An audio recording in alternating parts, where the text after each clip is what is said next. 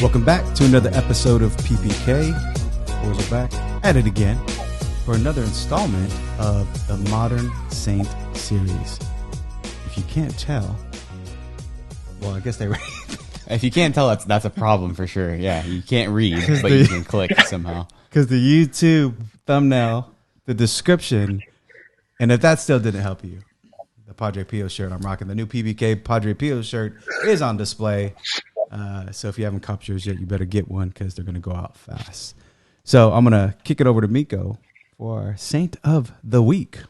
Yeah, so once again, if you don't know, it's concerning. It's Padre Pio. His feast day was, when you guys were watching this a couple days ago, on the 23rd. And we wanted to use his time. Obviously, he's been kind of riding a little wave here with Shia and the movie that we won't be commenting on. We haven't seen. We'll just leave that up to you guys.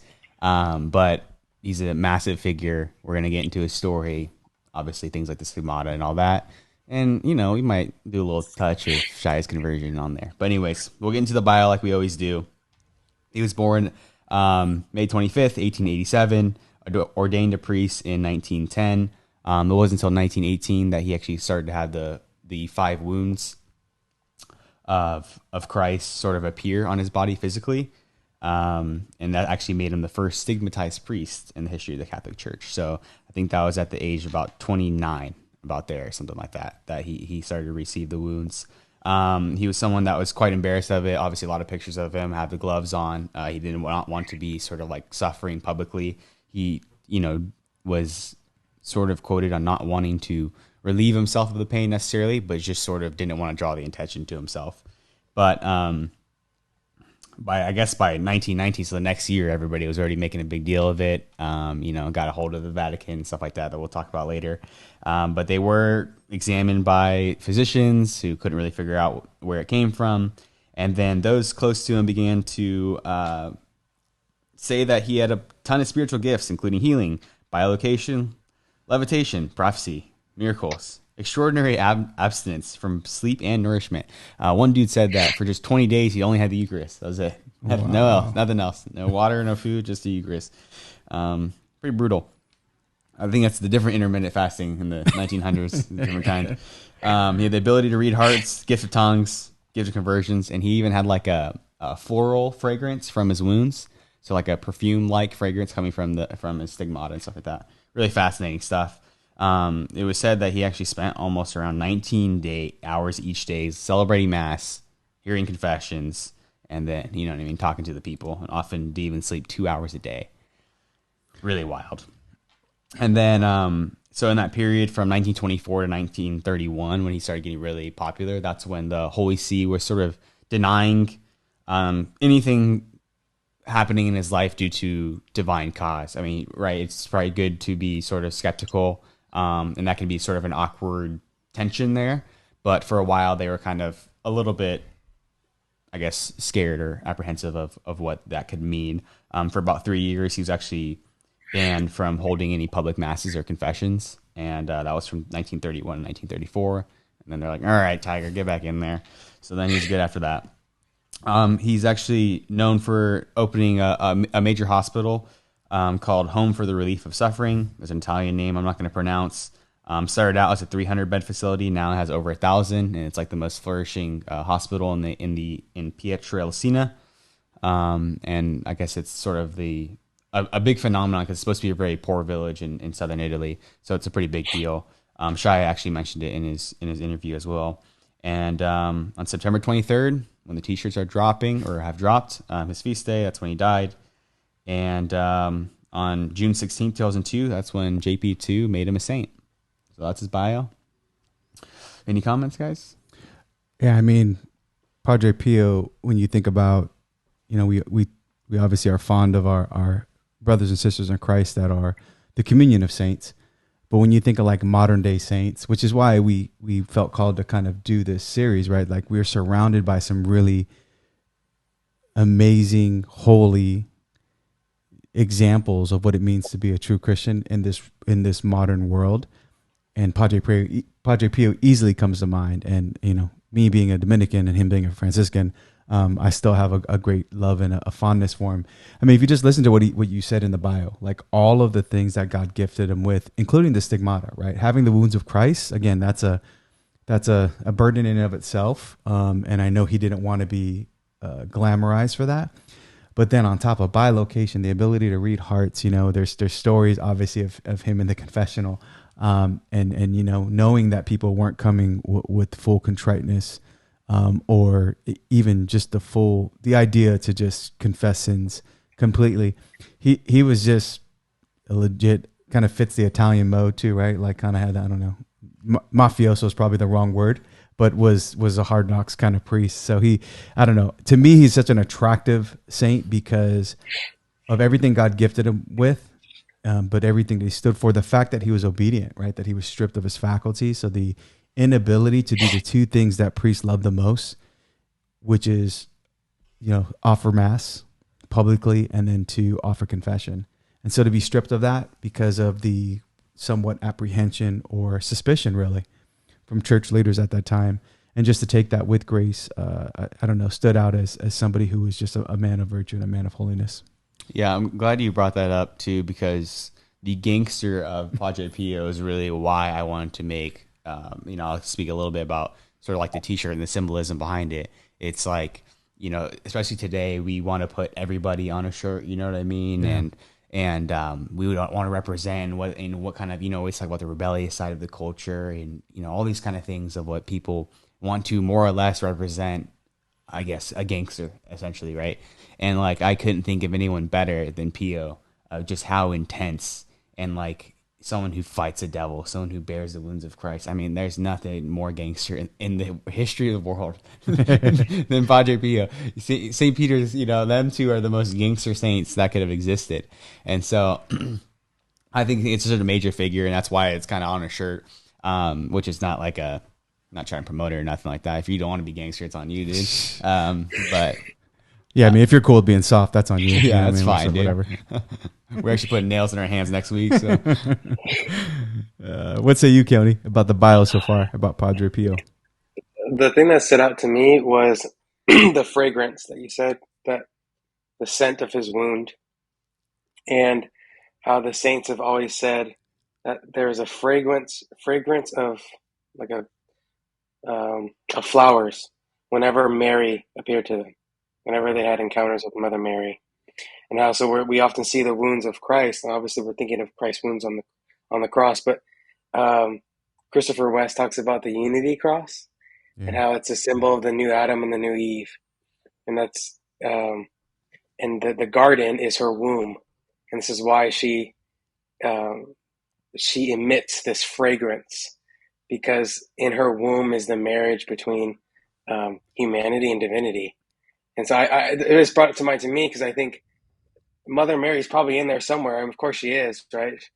But you think of Padre Pio's life, we're thinking, oh my gosh, he imitated Christ so well. He imitated Christ, but he was also imitating Mother Mary in the receptivity to, like you said, to be obedient, to take on these wounds with grace, to the point that he also was a Marian figure by being so receptive. And it was even emitted through fragrance. Like, it's just like these are signs for us, right? The masculine and feminine genius that we're called to embrace in different aspects, of course, depending on your sex and whatnot. But I think it's still the call for us to be the beauty, to recognize the beauty in both. So that's what stood out to me. Yeah, I'll kind of keep. Just you want to mess? No, go ahead. I'll keep going with the stigmata, and sort of the goal here is to sort of paint the picture of what it was really like for him. So he had these visions. It didn't just appear. It was really through this. I don't know how to even explain it. Just visions, prayer, all that kind of stuff. So as I said before, he was very sort of petrified by the idea that like he had these wounds. I think any of us would probably be like that. Just to clarify, actually, for your listeners, somebody may not understand stigmata. So when we talk about the wounds of Christ, he was bleeding from his hands. He had the wounds of Christ in his hands, right? And so you think about the 5 wounds in his hands, on his feet, and then on his side. So that's why when Miko was referencing like those bandages, he would bleed from his hands, because he had the wounds of Christ. So go ahead, Miko. And he also actually experienced the pain of the crown of thorns and the scourging. So he was really going through it. So he actually had a vision in which Christ appeared and pierced his side. So he actually had a vision of Christ coming and doing that. And this is actually what's called a transverberation, which is a piercing of the heart, indicating the union of love with God. Pretty powerful stuff. So next I'm going to read a little letter he wrote to another priest, kind of describing the transverberation. He says, while I was hearing the boys' confessions on the evening of August 5th, I was suddenly terrorized by the sight of a celestial person who presented himself to my mind's eye. He had in his hand a sort of weapon, like a very long, sharp-pointed steel blade, which seemed to emit fire. At the very instant that I saw all this, I saw that person hurl the weapon into my soul with all his might. I cried out with difficulty and felt like I was dying. I asked the boys to leave because I felt ill and no longer had the strength to continue. This agony lasted interruptedly until the morning of the 7th. I cannot tell you how much I suffered during this period of anguish. Even my entrails were torn and ruptured by the weapon, and nothing was spared. From that day I have been mortally wounded. I feel in the depths of my soul a wound that is always open, which causes me continual agony. How gnarly is that? Yeah, I mean, how do you respond when you crack a letter open like that from your homie, right, and your friend? Seriously. I mean, when you think about the just the holiness of this saint, and again, these are kind of these saints that stand out where it speaks to the, I don't know, the his union with God. Because like literally God is giving you his wounds. He feels the crowning of thorns. He feels the scourging at the pillar.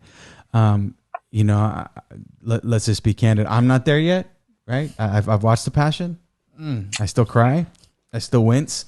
I still turn away at times because I aspire to be that type of man that Christ was. And so for Padre Pio to be that witness and to experience that level of intimacy with Christ, man, just speaks to the type of man he was and the type of disciple that he was.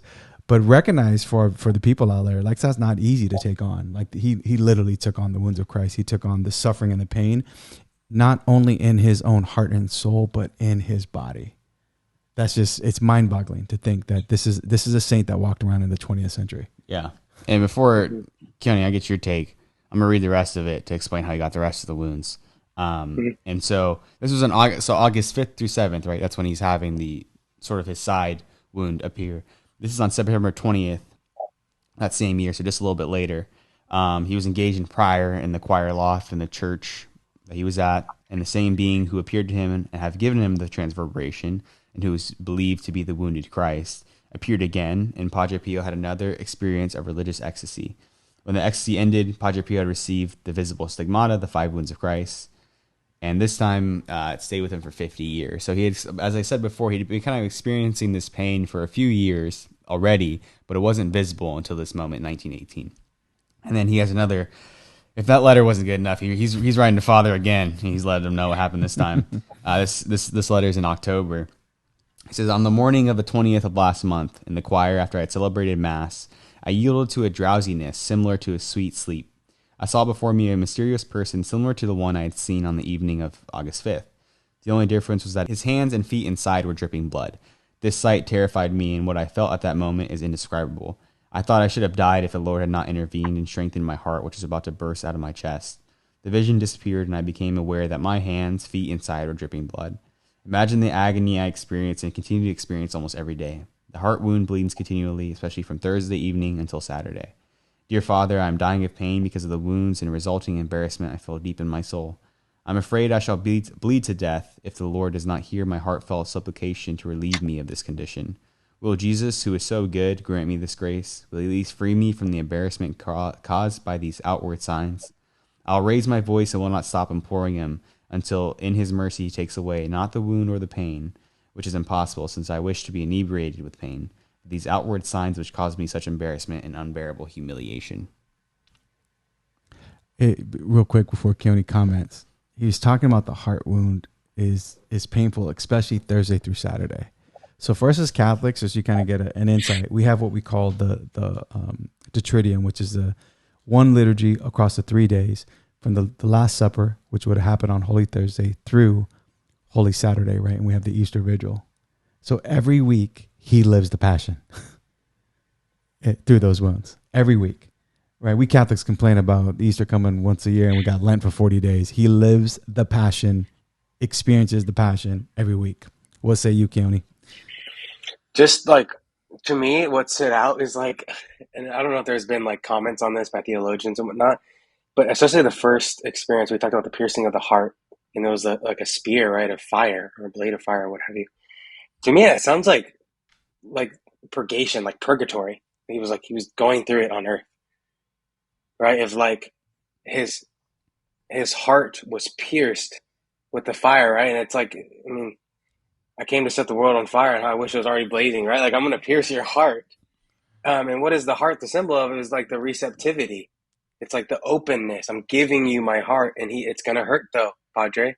Like, Pio, it's gonna hurt.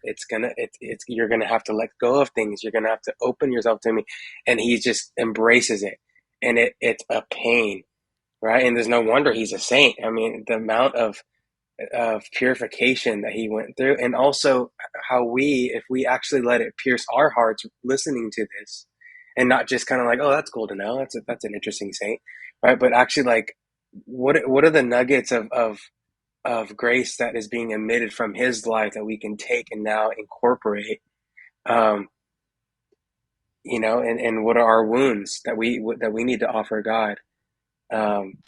But yeah, just the piercing of the heart was huge, because it's like that's how God tries to reach each and every one of us in a certain way. He comes on this earth, wanting to set our hearts on fire, but oftentimes we have walls, right? And I know for me, and we talked about our past podcast about the relationship being a difficulty, and how we can intellectualize all day long, but is he piercing our heart? Are we allowing him to pierce our heart? And oftentimes, if we allow him to do that, it will hurt. It will be painful. I think this is a manifestation of it, is when you allow that to happen, spiritually speaking, and often bodily too. This is just like maybe exaggerated in his life, just to really give us a sign, right? Bodily pain too. That's the path to sanctity. Not because our body is bad, but it's an instrument of the invisible reality that I think God is trying to share with us. So I think it's so deep, it's so rich if we can like sit with it. Like, this man allowed his heart to be pierced, his hands to be pierced, his feet to be pierced, so that he can, like you said, his heart can be in union with God. And that's what we all truly desire. And so that piercing of the heart has been something ever since I started listening to Theology of the Body, has been huge for me. Like, actually let it pierce your heart, and not like, how can I describe this in a perfect way? How can I be able to debate this or defend this, or, put it on paper in a beautiful, no, how can you let it actually transform you? And I think for him, it was like this transformation in him of like, I'm going to take this on, and regardless of the humiliation, I'm going to have to sit with this, right? And I think there's even a sense of maybe a purification, I don't know, for Padre Pio, and that he didn't want the humiliation, right? But why was he humiliated? What was that like? Was it disordered? Was it pure? I'm not sure. Just something to think about, is that he wanted the pain, but there was humiliation. Well, why? Why was there humiliation there? And why did it last for 50 years afterwards? Was there a purification in how he saw the wounds and how he was embarrassed, right? There's something healing there for him. To me, that's just fascinating. I don't know if there's, obviously, maybe we can look at some other commentary on it, people who knew him better, but it's just interesting too, right? He had this fight between, I want the pain, but I don't want the humiliation, but the humiliation is not because of the pain, it's because of how it looks. And so it's just kind of interesting what he went through internally to kind of embrace it in a different and maybe more complete way. But regardless, that's the path to sanctity. Like, it's a living witness 100 years ago, right? So it was huge. But I'll just kind of stress again the piercing of the heart. And that's huge. That's the journey right there. Yeah, I would say, if I'm not mistaken, to be inebriated is like drunk, right? Yeah, I mean, So let's listen to this psycho right here. I wish to be inebriated with pain, dude. That's what I think about. Because like, that's what the saints are. I mean, they're literally like, we would think that they're psycho at this point, It's like, if I just started putting rocks in my shoes when I was just walking, right? And then you see my feet bleeding through my shoes, what would you say? That guy's a psycho. Yeah. That's basically what Pio is doing. I wish to be inebriated with pain. And then I sit there and I think about like how many times I get frustrated in a day. And it's like, dude, I'm such a lame. You know what I mean? Like, gosh, I had the like, dignity and I don't even know, just cojones of a 6-year-old girl, which means none because they don't have cojones. It's just embarrassing. But I mean, that one, I wish to be inebriated with pain, because I think about, you know, Saint Therese says the little way, right? The little things. Yeah. And how many times I think even we said that, right? Like, oh, cold showers or just little things of asceticism or whatever it may be. And it's like, how many opportunities, even though we say it all the time, personally, how many opportunities I have in a day to just offer half a sacrifice, dude. Yeah. Just a small one. And this guy wishes to be inebriated with pain. I mean, what an animal, man. And that's why we talk about this guy being gangster, because it's like, dude, we're in none of that. You're absolutely none of that. You go watch Donnie Brasco or Goodfellas. Those guys aren't even close to this guy, man. It's amazing. Makes us look real soft, right? Real soft. Yeah, and so I mean, I don't have anything as deep as Keone says. You know what I mean? I was just a marketing major, so it's a little bit harder for me. But that just sticks with me, because it's how many opportunities. Like, if we could just take anything, those opportunities, you know, where you just want to get ticked off so easily. It's like, that's just a little bit of pain to take on, though. And if you can do that, if you can have your vantage point of your life be from the cross, that's when you unlock everything. Like, we're talking about the path to sanctity. That's what it is. It's just having your life as the vantage point of the cross. If we could sum it up in, you know, one sentence. I don't have that, dude. My vantage point is, I don't even know, lilies and tampons or whatever else I got going on, dude. Just not a whole lot of real vigor and conviction half the time, you know. I think when just going back to the comment, Keone, on humiliation, embarrassment, I'm not sure. We should probably like fact check this, but I think it's less about. I think it's the attention being drawn to him because he had the wounds of Christ. Like, you notice saints don't want to be like at all known for. They don't want the publicity. They don't want the you know. They don't want the outward signs. Yeah, the outward signs, right? It's more like, look, he just wants to. This is really him and God at this point. Now, I also think the sacramentality, right? Like, we are visible. Yeah. There's a reason why, you know, we continue to receive the body and blood through visible signs on our sacrament. There's a reason why we go to a priest for confession. Like, the visibleness, right, is huge, right, through the body. So for him to be a living witness, to be like, no, I don't want to just purify you. I want to, and especially in this time, we're talking world wars. We're talking, you know, we're talking sexual revolution at the cusp. We're talking about modernism. We're talking about a lot of stuff going on at this time frame, communism, right? And he's like, everything, right? He's like, I want to use you, and I need to use your body, because that's what people are going to see, right? And so I'm just wondering, again, if it was something he was battling that maybe needed to be purified. And obviously it was on for 50 years. So I think, who knows if there was another letter or another, if we were to ask him at the very end, did he see it differently? And not because he wants attention, but it was an instrument of the invisible reality that, you know, of redemption, right? But it's a redemption of the body too. So I was just curious, because I think there's something beautiful in being a witness. And it's not like, look at me, I'm levitating, I'm Jesus here on earth in this new way, but which I think, of course, you're wanting to be purged of that. So yeah, it's just curious to me just to see, like, you know, we can learn from that too. No, definitely to meditate on. Now, as if Stigmata wasn't enough. I would have been. You know, I mean, we could have stopped right there, right? Like, Francis already did that, loser. Let's get something else going. Yeah. Let's go. St. Catherine of Siena, she had that one nipped in the bud already. What you got going on? As if that wasn't enough, Padre Pio was also alleged to have fought spiritually and physically with the devil. Shia says if you go to visit his room in the interview, there's actual like holes in the wall. Yeah, he's just throwing that one too. So, you know, the mafioso came out in real time when he faced the devil. So it's kind of similarly, those incidents were described like what St. John Vianney we hear of. And you see the similarities between the two saints, right? The cure of Ars, who, of course, St. John Vianney also, right, spent hours upon hours in the confessional, loved to do mass, obviously lived off the Eucharist, that kind of thing. But just kind of reading off the bio, during his period of spiritual suffering, his followers believed that Padre Pio was attacked by the devil, both physically and spiritually. His followers also believed that the devil used diabolical tricks in order to increase Padre Pio's torments. This included apparitions as an angel of the light and the alteration or destruction of letters to and from his spiritual directors. Padre Augustine confirmed this when he said, the devil appeared as young girls that danced naked, as a crucifix, as a young friend of the monks, as a spiritual father, or as the provincial father, as Pope Pius X, a guardian angel, as Saint Francis, and Our Lady.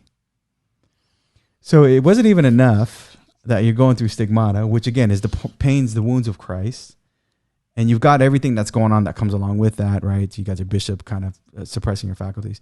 Now you're going to try to go to sleep, and you only sleep 2 hours a day. It's probably because you're fighting Satan every dang night, right? So here he is throwing blows, getting Donnie Brasco on Satan. But then, I mean, the letters are getting destroyed or alterated from to and from the spiritual director. You don't know, obviously he had a devotion to the rosary.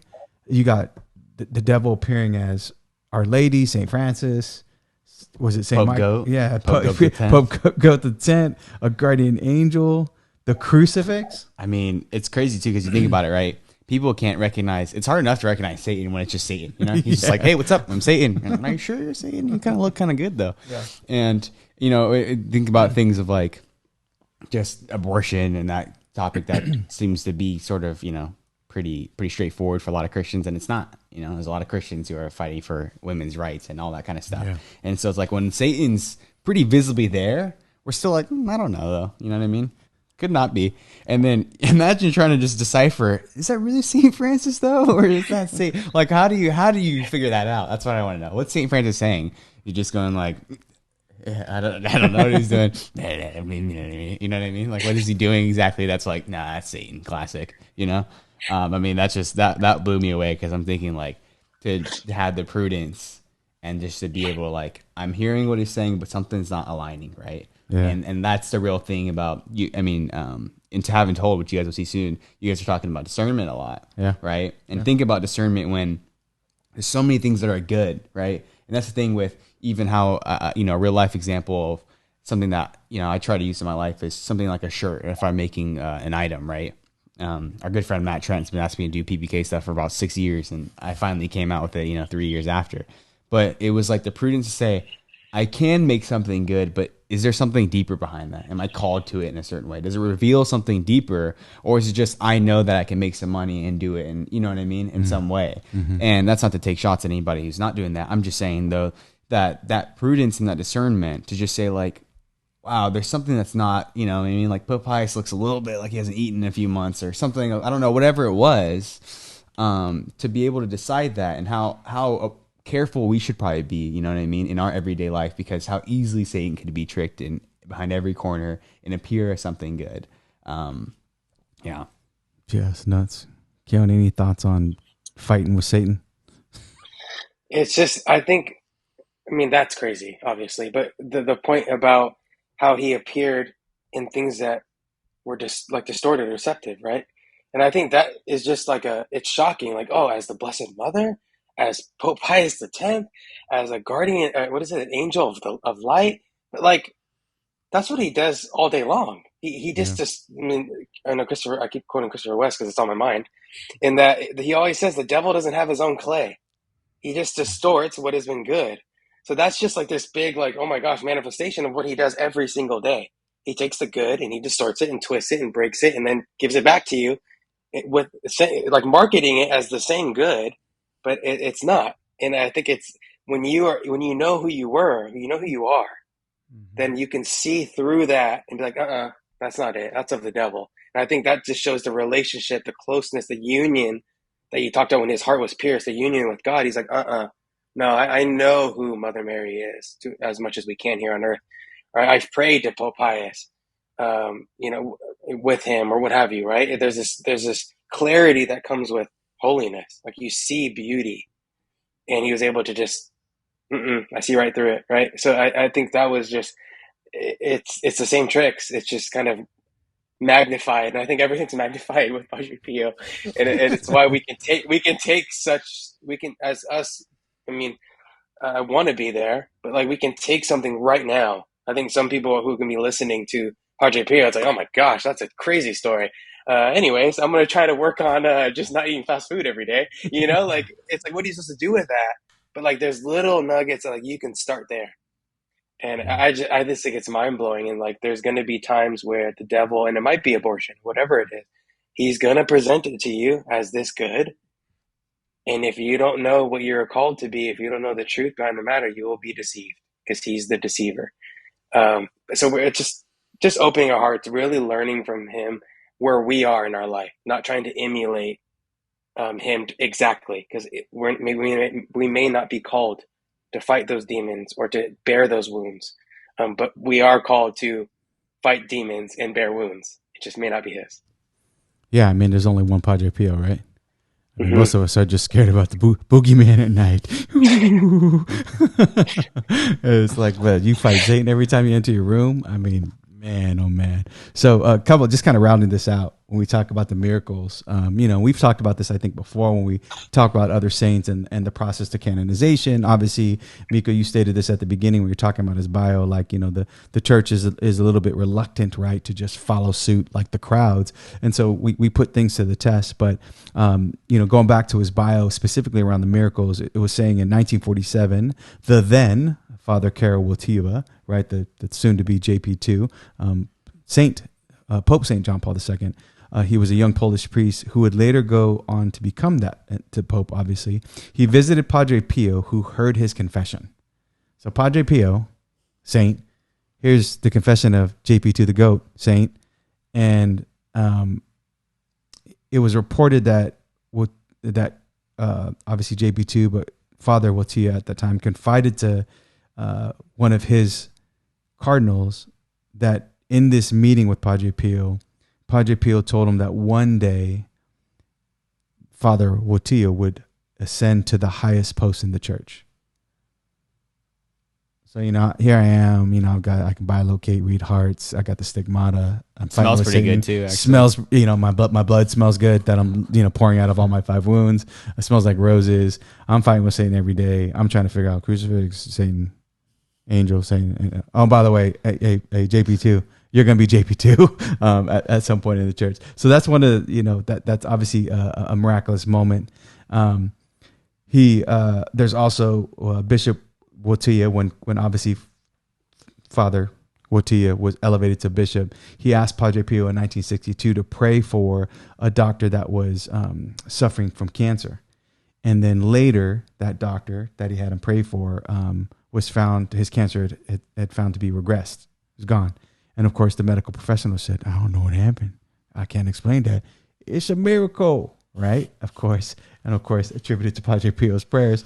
Lastly, in the book, the 1999 book, Padre Pio, the Wonder Worker, there's a segment in there by an Irish priest, Malachi Carroll. He describes a story of Gemma di Giorgi. She was a Sicilian girl her alleged blindness, some believe, was corrected during the visit by the Capuchin priest, so for Padre Pio. So she was brought to San Giovanni Rotondo in 1947 by her grandmother, and she was born without pupils. And so when she obviously had this visit with Padre Pio, she regained her sight. She didn't have pupils, and she regained her sight. And of course, the doctors are like, I don't know how you did that. What's happening, right? Like, what's going on? Yeah, those doctors were idiots back then. But that's the funny thing is when we can't explain things through science. I love my science, right? It's like, oh, it's a miracle. So here she is. You got the two things: cancer gone, can't explain it. Intercessory prayers, encounter with Padre Pio, no pupils. It's freaky, and you regain your sight.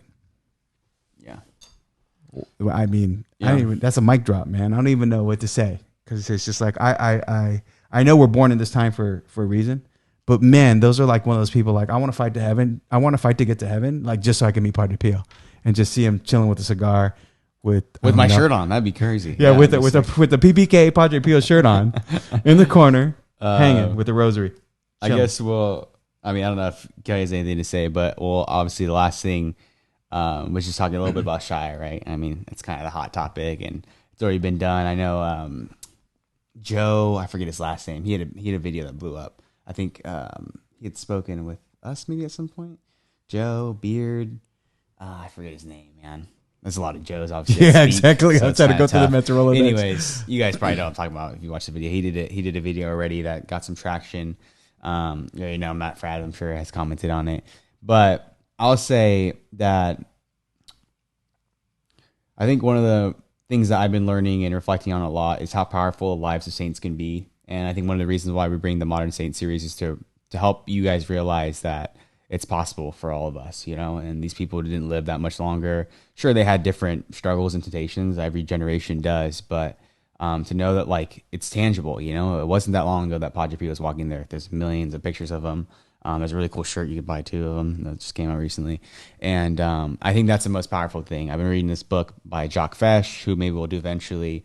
And I was reading the letters of he was sentenced to death, and his letters during his conversion to one of his seminarian friends. And it's just how powerful a saint could be, right? And Shia has been through, everything that you could. I don't know if any of you guys have watched Honey Boy, but, someone who grew up in a crazy situation, as I'm sure every child actor basically has borderline abusive parents if you put them in child acting at that point. And just the things the guys went through and rehab and this and that. And obviously, like, only a figure like Pio could really bring him out of that, reading that story, getting to the Latin Mass, which we're all really excited about. And just how important the role of a saint can be. And then also, just one last quick thing too, was I loved what he had said about Latin Mass feeling like you're being let in on a secret. Yeah. Because I couldn't have summed it up better myself. And I think that's why Catholicism is so appealing to people. And I think even something like Islam, right? It feels like something that's a little bit mysterious. And I think when you have such tradition and history into it, and I'm not talking about Islam anymore, so I just want to make sure we're clear about that.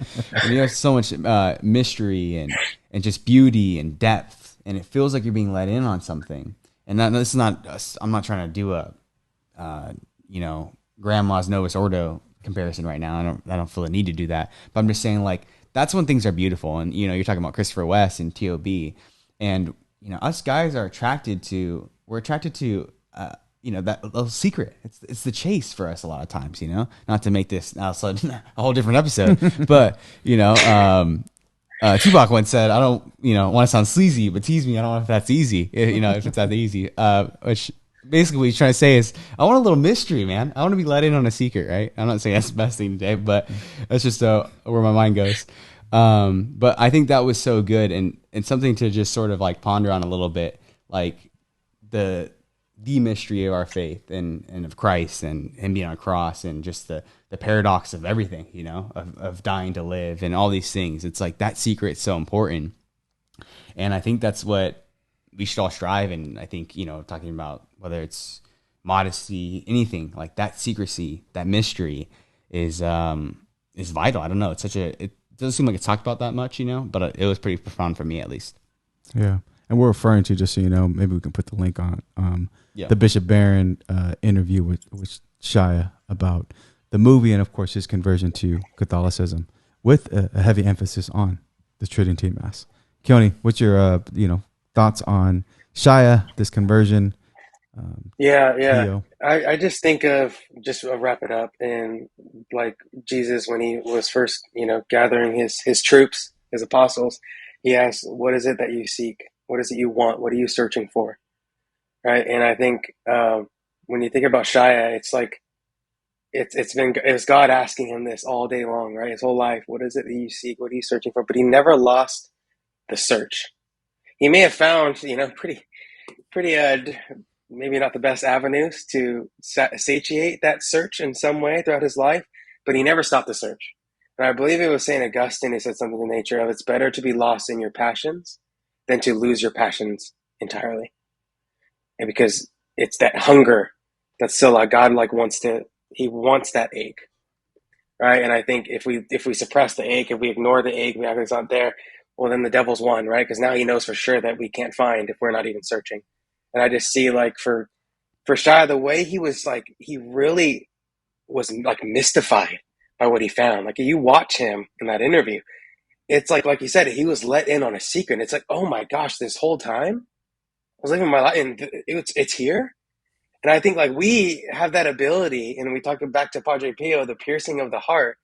We have that in our hands, but how much of us as Catholics just kind of go through the motions, just check the box? And I think in a special way, I think the Latin Mass does like show that, right? It's the priest literally, his back's to us, like, come on, look at this great mystery here. Instead of like the temptation for them when the priest is facing us, right? Like you said, I don't want to be sold something. It's like the sales pitch. He has to be funny. He has to throw a joke in. He has to, it's. I think it's more apparent in the Latin Mass for sure, at least for me. But again, it's that searching, and you see how Shia, like, not only did he learn all this stuff while preparing for the movie, but he actually let it like penetrate. And what happens on the other side of that when you allow yourself to be penetrated is such a beautiful thing. And so I think he is probably he probably already has, but he's gonna speak to a lot of people, I think us included, in like keeping that search alive, even when we feel like we have it, right? We go to Mass, right? We know some stuff, but to keep that search alive, and we'll continue to find. Yeah, a couple of things, because I think the other aspect about that interview that I think was profound was, he talks about how his ego led him to conversion to Christ. And I think you can say that about St. Paul. You can say that about St. Ignatius of Loyola. I can say that about myself. But there was a part where it felt like nobody was using him he wasn't objectified when he went into that community. Nobody wanted to take a picture with him. Nobody wanted his autograph. Nobody wanted any special favors. And so you see the life of an actor or a celebrity where they're constantly doubting authentic and sincere friendships, right? Because there's people always trying to suck the life out of you. It's a life sucking culture. So there was that piece to it. And I think the other aspect you guys both commented on, the letting in on a mystery, a secret, this not selling, and we feel like we're always trying to sell, right? We're trying to look like everybody else, and we've had numerous conversations on that. But the one thing, and Keone might have recalled this since we keep quoting, Christopher West and TOB, but he was quoting Dr. Peter Kreeft when he said the devil not only wants to stop the finding, he wants to stop the seeking.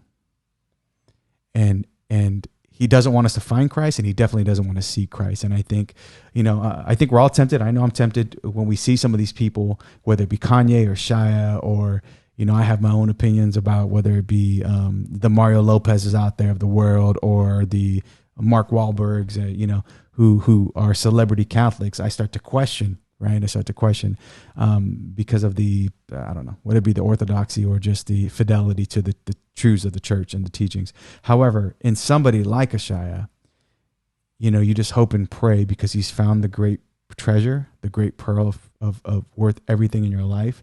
You don't want him to lose it, because the devil's going to disrupt and disquiet his soul, which is already wounded. And so you just pray, pray for a guy like him. You pray that those that are out there, including ourselves, as we've talked about, Keone talked about that, where we know of God, but do we really know God? Do we know God like Pio knows God now? Like he sees God, he's with God, he praises God, he intercedes on our behalf. So anyway, I felt like that was a couple of things to speak about that. So continue to pray for the conversion of Shia and all those that are perhaps being prompted to seek, and that we may continue to seek every single day. Meek, last parting words. Yeah, my last parting words is there's a few figures that Pio didn't appear at. I mean, that Satan didn't appear as to Pio. And it was these PPK guys. And for some reason, you guys still aren't liking and subscribing and stuff. So don't worry, we're not Satan. I don't know. Maybe that was kind of, a thing for you guys. You guys are just being prudent. So good job on your part. And then if anyone knows Shia, let him know I got a shirt for him, whatever size he needs. I'll send that his way. Yeah, because that'd be nice. Nice. Not to use him, of course, but just because I made a shirt and it kind of has to do something with them. Maybe he likes it. Maybe we'll check this out. I don't know. Yeah, so we want to make sure you guys continue to like, subscribe, comment, share. Continue to let us know what you want, right? I mean, what are the saints you want us to kind of highlight? Yeah. We're trying to bring to you the different family members of our Catholic faith and church. So we appreciate all that you're doing. If anything, right, strive for holiness, strive for sainthood, because you know how we do it on PPK. Get holy or die trying. God's peace.